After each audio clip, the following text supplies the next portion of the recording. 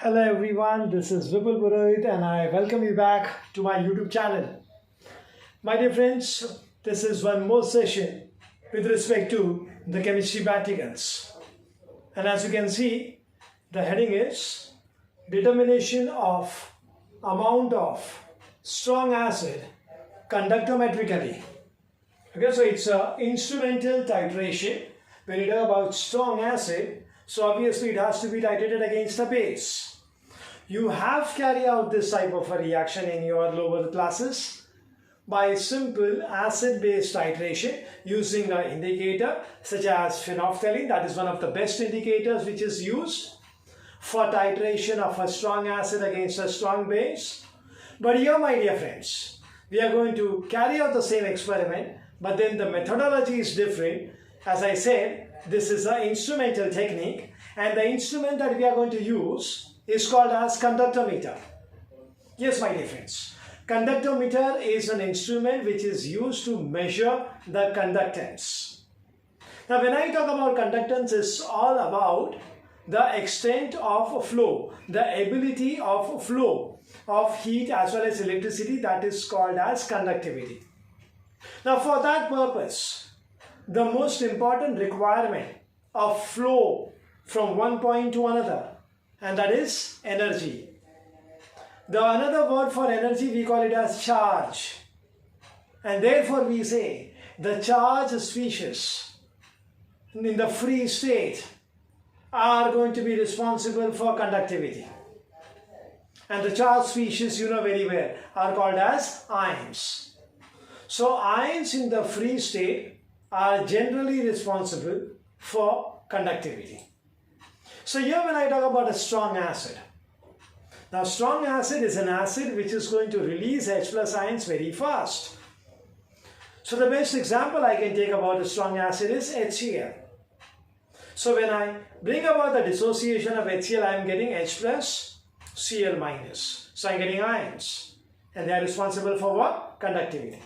Now I am going to titrate it against a strong base. And when I use the word strong base, the very first example which should come into mind, and that is NaOH, that is sodium hydroxide.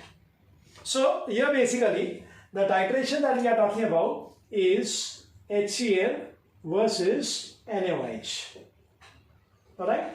Now we are here to determine the amount of the HCl which is being given by means of what? Conductometry. Some of the apparatus that we use is still going to be used over here also, and that is burette. Yes, we are going to use the burette, and NaOH is going to be a burette solution. Now one thing is very sure, my dear friends, that we are here to estimate the amount of HCl, so it's very obvious we don't know the concentration of HCl. I am going to titrate it with NaOH to determine the concentration of HCl. So it's very obvious I need to know the concentration of NaOH, isn't it? Because if this is unknown, how am I going to carry out the titration? It's simple logic, my dear friends. So here the NaOH which is being provided to me, I know it very well that what is the concentration. Alright? So the concentration of NaOH which is being supplied is 0.1 normal. Okay, which is going to be filled up in the burette. And HCl, normally we use a conical flask. Here we are going to use a beaker. Conical flask is replaced by means of a beaker.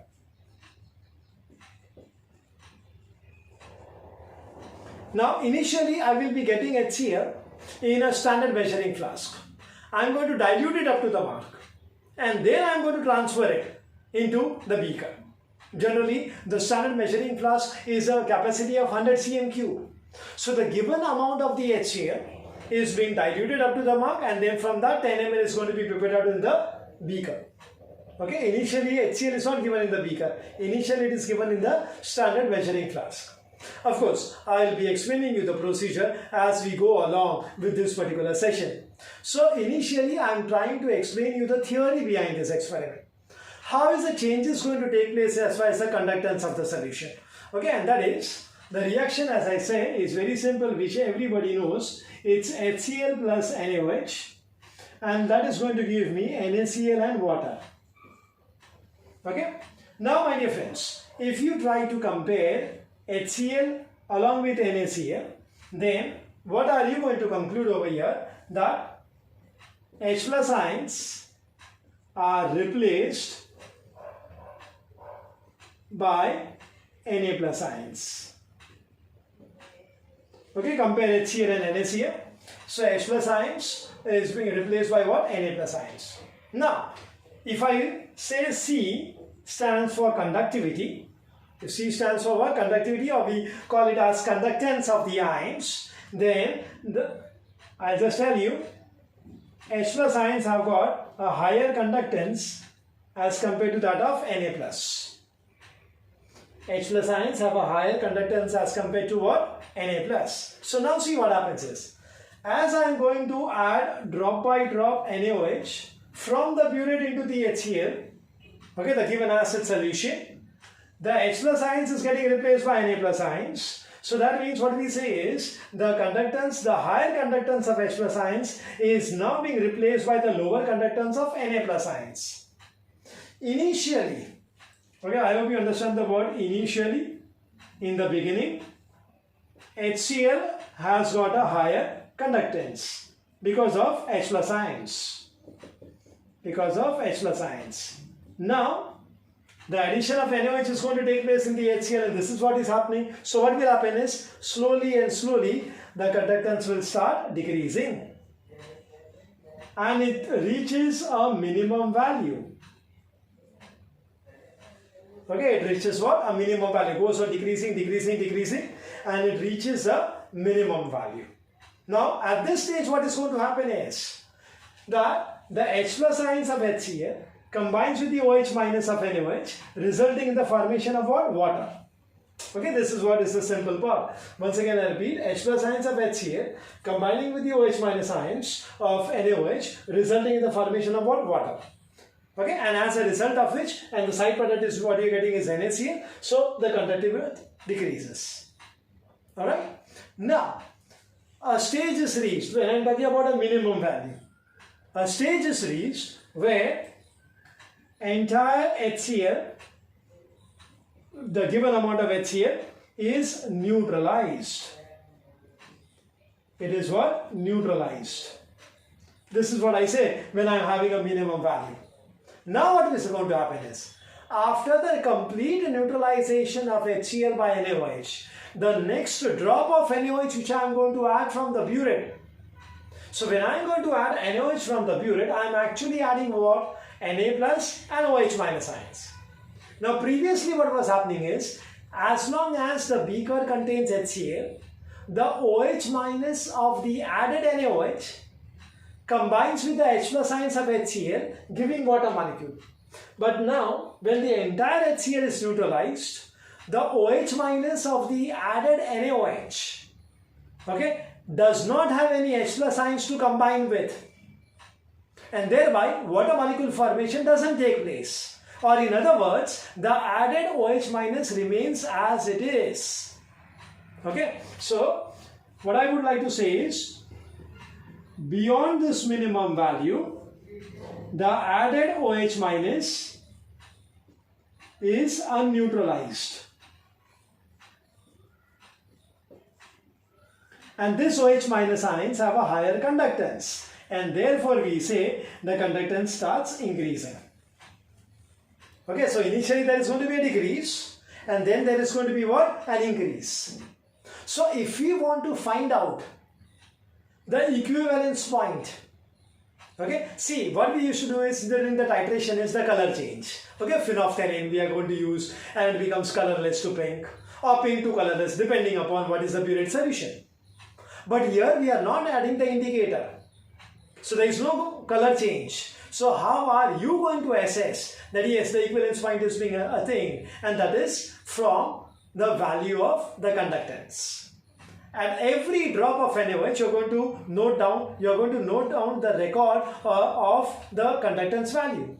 It will go on decreasing, decreasing, decreasing, and at one point of time when you're going to add NaOH, okay, you will see a rise, and that is your equivalence point. The first increase is you get an approximate idea. I'm using the word approximate idea of a equivalence point. Okay, so what happens is, I'm trying to once again make you understand this. Yeah, beyond this, what happens is, beyond the minimum value, the added OH minus remains unneutralized, and therefore the conductivity is going to, the OH minus ions conductance is going to be more, and therefore the conductivity increases. And hence we say the first increase gives you an approximate idea. I use the word approximate idea with respect to the equivalence point. And after we reach the equivalence point, we still need to take around 7 to 8 more readings. Okay? We prefer addition of small installments of NaOH from the burette. So generally, we will be adding 0.5 cm³ every time from the burette. Okay, smaller installments will give us a greater idea about the changes taking place in the conductance as compared to large installments. Okay, always remember that. Okay, so we are going to keep it as 0.5 cm³ addition of NaOH every time. Okay, and then we continuously record the readings, and as I told you, the very first increase that you get will give you the approximate idea of the equivalence point. Alright, and then as I told you that beyond the equivalence point, what is going to happen? The conductance will going to increase. So you are going to take around 7 to 8 more readings. Alright, so as a result of which, what we can say is the graph that is going to be obtained. Okay, the graph that is going to be obtained will be a V-shaped graph. Okay, of course, I will be explaining about the nature of the graph as well. But then this is what, my dear friends, is the initial theory behind this experiment. And I am giving you a central idea of how to exactly find out or understand that yes, we have reached the equivalence point. Because when the instruction is very clear that after the equivalence point is achieved, we need to take 7 to 8 more readings. So it is highly important for us to understand the realization of the equivalence point. So this is what it is. Once again, please go through it. Okay, the reaction is very simple, as you have been going through this reaction over a longer period of time now. So your HCl is getting replaced by NaCl, or in other words, H plus ions is replaced by Na plus ions. The conductivity of Na plus ions is less as compared to that of H plus ions, and therefore you can see a drop in the conductance as we are going to add 0.5 cm³ of NaOH from the burette. The conductance goes on decreasing steadily and it reaches a minimum value. Now what is that minimum value corresponding to? And that is the entire amount of HCl is being neutralized. Now beyond which, if I am going to add NaOH, the OH minus of the NaOH remains unneutralized. Previously it was combining with the H plus ions of the acid to give water. But now since the entire amount of HCl is being neutralized, so there is no H plus ions, and therefore the OH minus ions remains as it is. The conductance of OH minus ions is high, and therefore we can see an increase in conductance. And therefore the first increase in the conductance will give you an approximate idea of the equivalence point. From that point onwards, we need to take 7 to 8 more readings to get an accurate V-shaped curve. I hope you have understood up to this very well.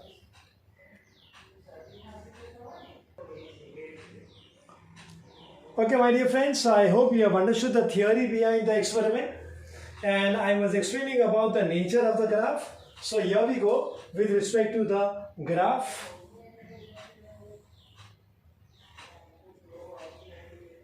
Now we have an x-axis and the y-axis. On the x-axis we plot the volume of NaOH which is added. As you go towards the right hand side, the volume of NaOH goes on increasing. And on the y-axis we talk about conductance. And as we go towards the top, the conductance increases. Now see, the nature of the graph is, initially in the beaker we have HCl. HCl is made up of H plus ions. H plus ions have a very high conductance. So initially the conductance of the solution is going to be what? High. So we'll be starting somewhere from here. Alright? Now, as I go on adding NaOH from the burette, drop by drop, 0.5 cm³ I need to add. Okay? Then what happens is, the H plus ions of high conductance is replaced by Na plus ions of lower conductance. As a result of which, the conductance goes on decreasing. Okay, so there is going to be a gradual decrease in the conductance value. Up to a particular stage, we call it as a minimum value. Now, if you remember, I told you about what does minimum value indicate. Yes, the minimum value is the indication that the entire amount of the HCl is neutralized. Now, beyond this, if I am going to add NaOH from the burette, the OH minus ions of the added NaOH will not be neutralized. It will remain as it is because there is no H plus ions in the solution. Now, this OH minus ions have a very high conductance, and therefore what will happen is the conductance will start increasing. Okay, so it will start increasing like this. Okay, and this is what we get, a V-shaped curve. So the reason I told you that why we need to take around 7 to 8 more readings after you get a first increase is because I need to get this arm as well. Okay, I need to get this arm of the graph as well, and then only I can say it's a V-shaped graph. Okay, if you just stop over here, you cannot get a V-shaped graph. Getting it? Okay, now what you do is extrapolate this line, and drop a perpendicular onto the volume axis. And this is being denoted as what? Vx, cm cube. Okay, this is volume of NaOH added in what? Cm cube. So, the point of intersection, drop a perpendicular onto the volume axis, okay, and you get what? Vx cm cube. This is what is the graph all about. Okay, now I'll tell you about the procedure part, how the procedure is going to be. I am having HCl, unknown HCl, in a standard measuring flask. I am using a conductivity water. Please remember, we are using a conductivity water. Dilute to 100 cm cube. Okay. Next step is pipette out 10 cm cube of this in a beaker. Okay. The beaker is placed with the conductivity cell. Okay. The platinum plates are at the bottom. So what you do is you are going to add water into the beaker such that the platinum plates, the parallel platinum plates, just dips. Don't add excess of water, please. Okay, just dips.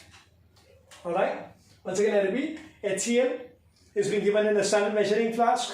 You dilute it up to the mark making use of a conductivity water. What is that mark is 100 cm cube. Prepare out 10 cm cube of that into a beaker. Place the conductivity cell, okay, in the beaker, and then add water into the beaker till, which water? Of course, conductivity water, till you can see the platinum plates, the parallel platinum plates, okay, they have to just dip into that particular solution. Okay, that much you are going to add. Because see, you have only added 10 cm cube. So with 10 cm cube, the platinum plates are not going to dip into it. So you just add some quantity of water. Not large. If you remember in titration also, whenever there is going to be a color change, we add 1 test tube of water. That 1 test tube of water is not going to bring about a very significant change as far as the CBR is concerned. But then the color change becomes much more apparent. So that at the right point of time, we are going to close the knob of the burette so as to exactly note down the CBR. The same thing is over here also. Okay, so such that the platinum plates are going to dip, and that much you add water. That's it. Now what you do is insert a glass rod, okay, into this beaker which is containing HCl as well as the conductivity cell, and then from the burette we are going to add 0.5 cm cube of 0.1 normal NaOH, where of course you know that very well, into the beaker. Stir it with a glass rod, and please make sure that the glass rod will always remain inside the beaker. Am I clear with this one? Always it will remain inside the beaker. Okay, and every point of time, now you note down the value of conductance. Okay, you note down what? The value of conductance, obviously from the conductometer. Every time, on every addition of 0.5 cm3, you stir the solution and record the value of conductance. Okay, of course, in your same 3, you already know the standardization of the conductometer. Okay, so please make sure 2 important things, and that is, before you actually start with the experiment, at least for around 10 minutes prior to when you start with your readings, please put the instrument on. Okay, because it requires some time for stabilization. Okay, normally we are going to use a digital one, so 10 minutes at least prior to your beginning of the experiment, you please put on the instrument. Next, you standardize it, the procedure of which you already know it in your same 3, so I'm not going to once again repeat that unnecessarily. I don't want to increase the duration of the video. So you standardize that, and then yes, that instrument is ready to take the readings, and then you start with this particular procedure. Alright, so just a quick recap, and that is, first of all is, I have shown you about the graph part. Okay, first decrease, okay, and then there is going to be an increase. The point of intersection of them will give you the Vx. Now the procedure is there in front of you. HCl is going to be in a standard measuring flask. You are going to dilute it up to 100 cm3, prepare out 10 cm3 into the beaker. Next, place the conductivity cell. Next, the plates, the platinum plates has to dip into the solution. It won't, because it's only 10 ml you prepared it out. So add water such that it only dips. Don't add extra. Don't fill the beaker completely with water. Every time please make sure of using a conductivity water. Insert a clean glass rod in the beaker and then fill the beaker with NaOH, and 0.5 cm3 has to go into the beaker, and you need to stir the solution and then note down the value of conductance at every installment of 0.5 cm3. I hope you have understood up to this very well. Yes, my dear friends, once you have understood about the theory, the nature of the graph, the procedure of the experiment, I now give you the layout of the observation table which you need to draw. The observation table, and that is, first of all, we have a serial number. Next we have is volume of NaOH being added in cm3, and then finally we have conductance, units of which are moles. So this is what we have, the layout of the observation table.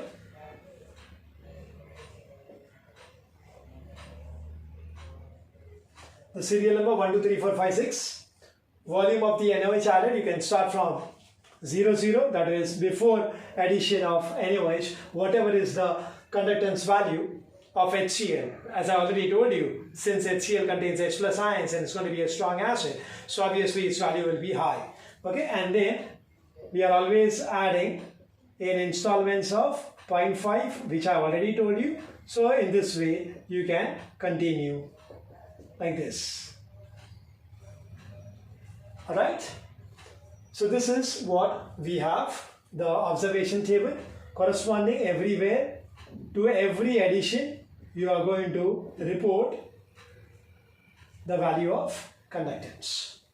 Okay, now calculation is, you know the formula very well, N1V1 is equal to N2V2. So we have here HCl and we have here NaOH.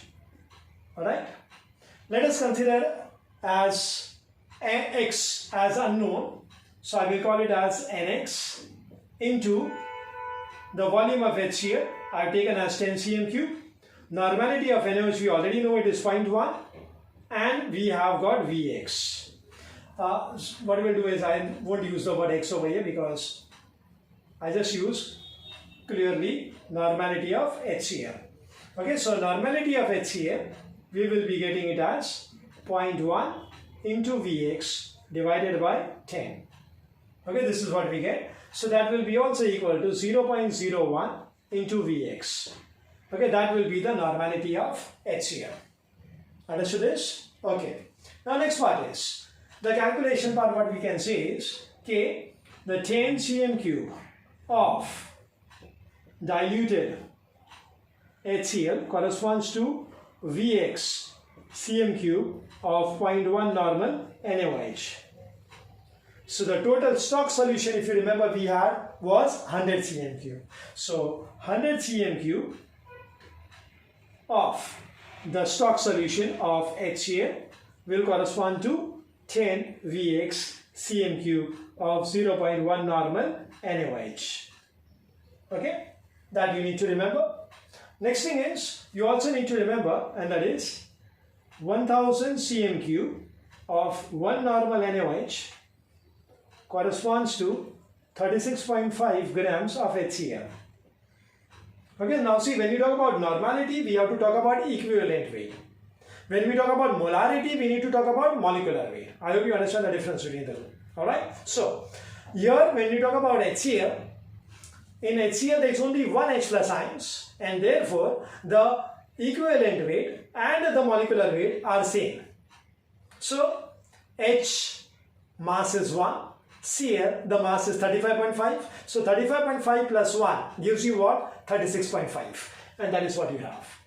So we have a standard statement, because normality is always expressed in liters, and 1 liter is 1000 cm cube of 1 normal NaOH is equal to 1 equivalent weight of HCl, because 1 equivalent of NaOH is equal to 1 equivalent of HCl. I have already explained you this when I have shown the reaction of that. So this is what we have. So therefore 10 Vx cm cube of 0.1 normal NaOH should correspond to how much? Understood this? We have 10 Vx cm cube of 0.1 normal NaOH. So 10 Vx cm cube of 0.1 normal NaOH should correspond to how much? Simple, it is cross multiplication. So what we have is 10 into a Vx. I'll just write down clearly over here so that there is no problem with you as far as the calculation is concerned. So 10 Vx into 0.1, okay, into 36.5 divided by 1000.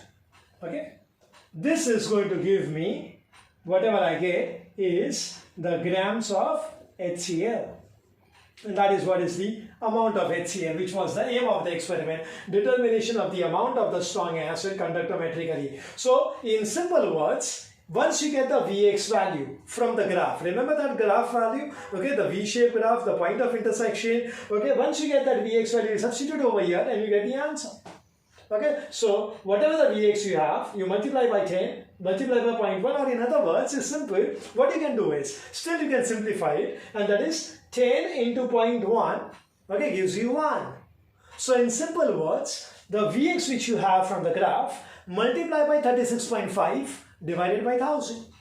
Okay, and that is going to give the answer. So in simple words, Vx into 36.5 divided by 1000. Okay, that is going to give you the amount of HCl. Okay, so this is, my dear friends, the calculation. So only thing is, the amount is related to what? Vx. Once you get the Vx from the graph, you get the amount of HCl. So have a look at this, my dear friends. I have given you the format of the observation table. Alright, I also explained you about how exactly the changes are going to be in the value of conductance, and you can find out the approximate equivalence point. Alright, and then you plot a graph, you get Vx, and from Vx you can calculate the amount of HCl, which I have explained you in the calculation. I hope the entire experiment is very clear to all of you all. Thank you very much.